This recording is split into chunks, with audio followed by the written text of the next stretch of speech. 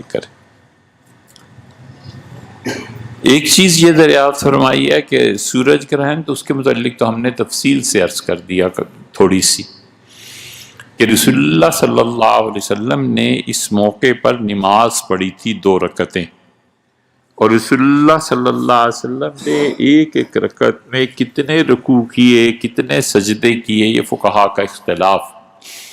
بعض حضرات اس بات کے قائل ہیں کہ ایک ایک رکوع، ایک ایک رکعت میں رسول اللہ صلی اللہ علیہ وسلم نے 5 مرتبہ رکوع کیا ہے، 3 مرتبہ رکوع کیا ہے، 7 مرتبہ رکوع کیا ہے، اتنے سجدے کیے ہیں۔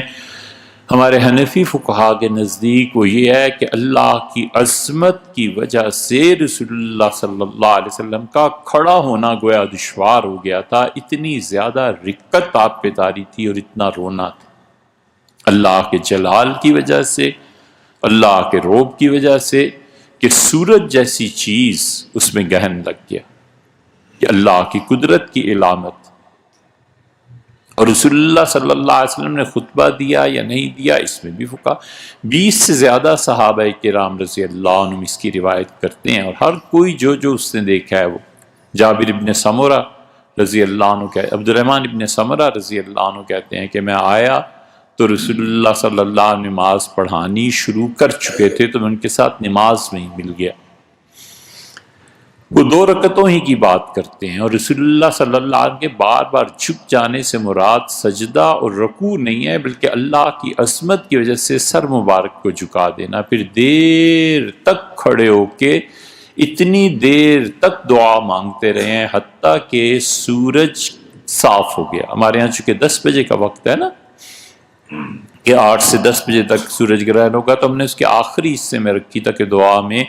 10 بج کے چند منٹ ہو جائیں اور سورج صاف ہو جائے، اس سنت پہ عمل ہو جو رسول اللہ صلی اللہ علیہ وسلم کرتے تھے۔ پھر نبی کریم صلی اللہ علیہ وسلم نے صاف فرمایا کہ لا لموت احد ولا لحیاتہ، کسی آدمی، بڑے آدمی کے پیدا ہونے اور مرنے پر یہ چاند سورج گرہن نہیں لگا کرتا، یہ اللہ کی نشانیوں میں سے ہے جو تمہیں اللہ دکھاتا ہے۔ اور آپ پہ اتنی گھبراہٹ طاری تھی جسے قیامت آ گئی۔ اور رسول اللہ صلی اللہ علیہ وسلم نے اسی لیے جو اتنی طویل نماز پڑھائی اور دعا کی، لوگوں کی توجہ خاص طور پہ ایک گناہ کی طرف دلائی۔ جب آپ کھڑے ہوئے ہیں تو خطبہ دیا ہے یا باتیں کی ہیں، رسول اللہ صلی اللہ علیہ وسلم نے اختلاف اس میں بھی ہے، لیکن نبی کریم صلی اللہ علیہ وسلم نے اس میں بہت مؤثر باتیں فرمایا، تمہاری آزمائش ہوگی اور تم قبروں میں آزمائے جاؤ گے۔ صحابہ رضی اللہ عنہ کہتے ہیں چیخ و پکار پڑ گئی جب قبروں کا ذکر آیا، اور آپ نے کہا لا انکم تفتنون فی قبورکم، یاد رکھو تم قبروں میں آزمائے جاؤ گے، یاد رکھو تم سے قبروں میں سوال و جواب ہوگا۔ اور پھر آپ نے دجال کا ذکر کیا۔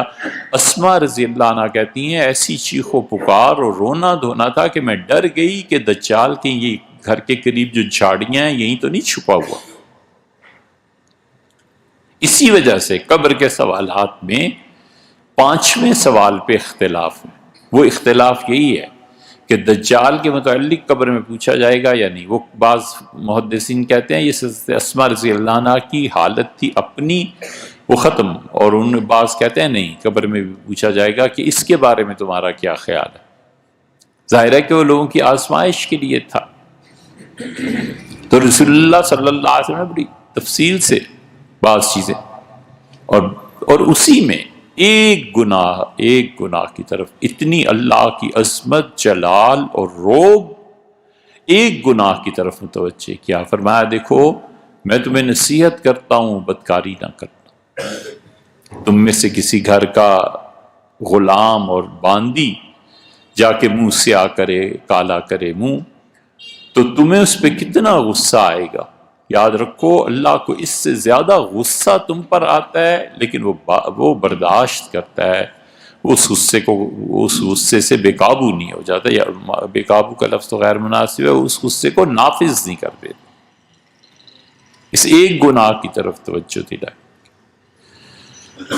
اور دعا اتنی طویل مانگی کہ سورج صاف ہو گیا۔ تو سورج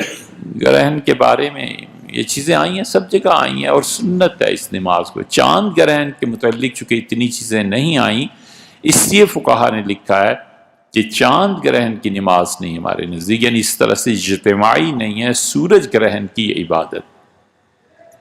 امام پڑھائے نماز مختصر پڑھائے تو دعا کو لمبا کر دے، نماز لمبی پڑھائے تو چاہے تو دعا کو مختصر کر دے، چاہے دونوں صورتوں کو جمع کر لے، سیدھی سادی 2 رکعتیں ہیں اور 2 رکعتوں کے بعد سلام پھیرنا ہے، اور اگر کسی کی کوئی رکعت رہ جائے تو ایسے ہی اٹھ کے پورا کر لے جیسے کہ پورا کی جاتی۔